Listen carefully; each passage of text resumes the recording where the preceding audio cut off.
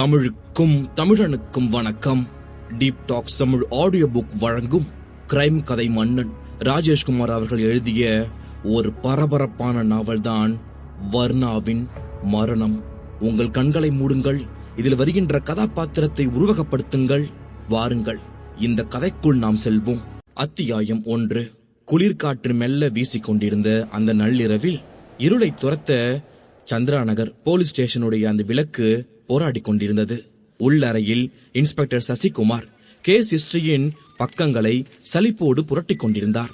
நீண்ட கொட்டாவி விட்டபடியே எஸ் என்று சொல்லிக்கொண்டே வேலாயுதம் வந்தார். பிளாஸ்க்ல டீ இருக்காயா? இருக்கு சார். ஒரு அரை டம்ளர் கொண்டு வா. அப்படியே 2 பிஸ்கட்டும் எடுத்துட்டு வா.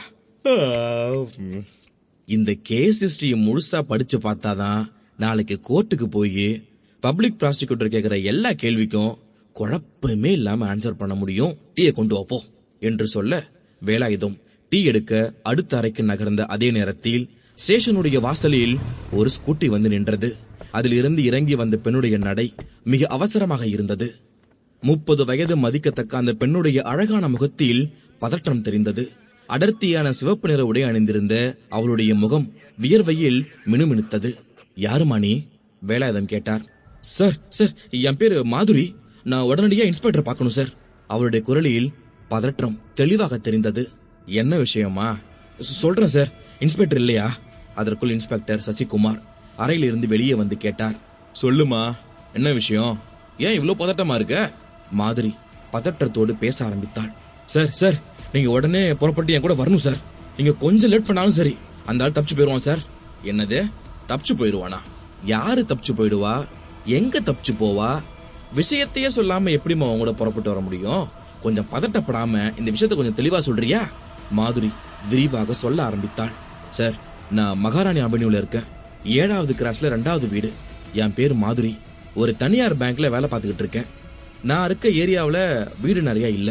என் வீட்டுக்கு எதிர ஒரு 4-5 வீடு இருக்கும் சார். அதுல ஒரு வீட்டுல இளமாறன் அப்படின்னு ஒருத்தவன் இருக்கான். வயசு ஒரு 40 இருக்கும். அவன் அங்க குடி வந்து ஒரு 6 மாசம் தான் சார் இருக்கும். இளமாறன் காலைல 8 மணிக்கெல்லாம் கிளம்பி போயிருவான். சனி ஞாயிறுல ஒரு பொண்ணு வந்துட்டு போவா.